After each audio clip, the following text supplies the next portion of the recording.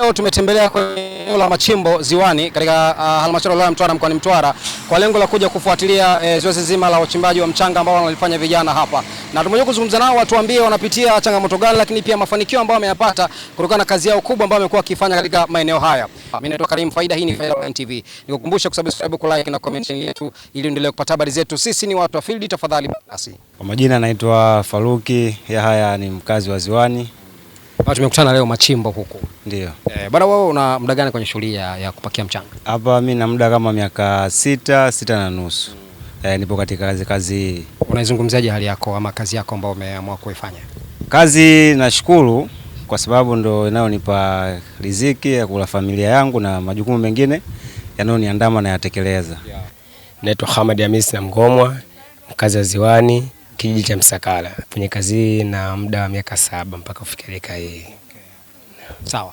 Tunataka tujue vijana wamekuwa kijiajiri wao wenyewe kwa ajili ya kuweza kujipatia kipato. Na shughuli hii kwa miaka hiyo 7 naamini mpaka wanaendelea kufanya, labda kuna kitu ambacho kinakunufaisha. Lakini hata sehemu ya makazi hivi nini? Sehemu ya makazi kwangu mimi binafsi sina.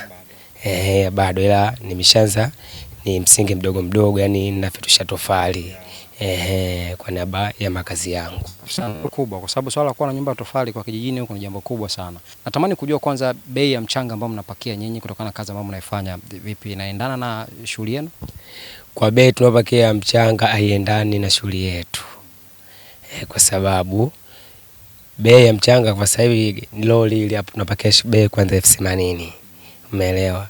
Leti kama tungesema hizi bei tupake bei ambayo walo itakayo yenyewe madini tungekuwa tumetoka hatua moja kwenda hatua nyingine. Madini nataka shilingi ngapi? Madini kwa kidimita moja nataka shilingi 7,500 kama sikosei. Kwa maana kwamba lori kama hili unapakia kwa shilingi ngapi? Kwa hilo kwa lori kama lile utapiga hesabu, kwa mfano kidimita 16, 7,500 mara 16 kama laki na point hivi.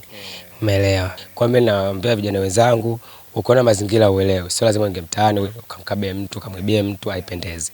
Wewe njoo wewe washikaje, mimi mazingira yangu hapo vina sisi binadamu, tunamwelewa binadamu wenzetu. Tukwambia bwana, nafasi ipo, twende tufanye kazi, tutafute riziki. Sawa, mimi nakushukuru sana. Pengine wanaweza katokea viongozi wetu, kuna waheshimiwa wabunge, kuna madiwani, kuna watu ambao wanahusika na masuala ya madini, wanatamani kuweza kuwasaidia pengine chochote. Hapa ni reflector, kuna hizi chepe kwa ambazo inatumika kama koleo. Na kuna kitu kimoja ambacho tunaomba sana tusimamie, yani kama ingewezekana. Hii ni bei ya madini ya kidimita, tungeomba ifanywe kazi, labda tungetoka hatua moja kwenda nyingine. Kwa jina naitwa Shabani Ali Mbango, mkazi wa Ziwani. Shabani, tuambie kazi yako kubwa nini? Kazi yangu mimi uchimbaji wa mchanga. Na umeanza lini?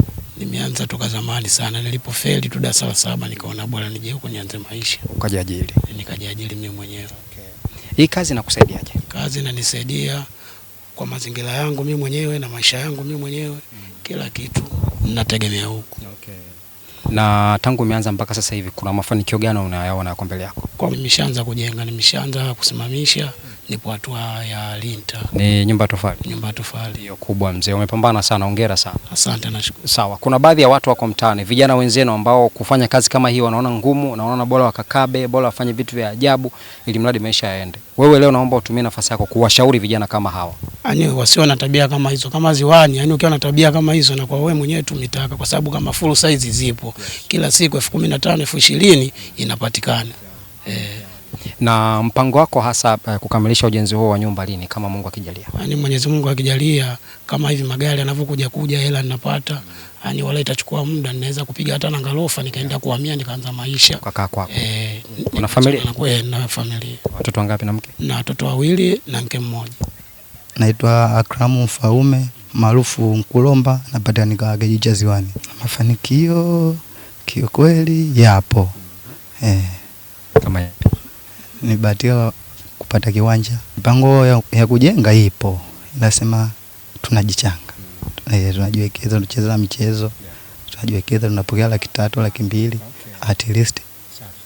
Unatimiza malengo. Na mtazamaji wa Faida Online TV, mara baada ya kuzungumza na ndugu zetu hao, nikaona bora nitembelee moja kwa moja katika tume ya madini, ofisi ya madini mkazi hapa mkoani Mtwara kwa ajili ya kuweza kujifunza mambo mbalimbali. Na Tungeweza kupata taarifa moja kwa moja, lakini tulichelewa kuomba kibali kutokea makao makuu Dodoma.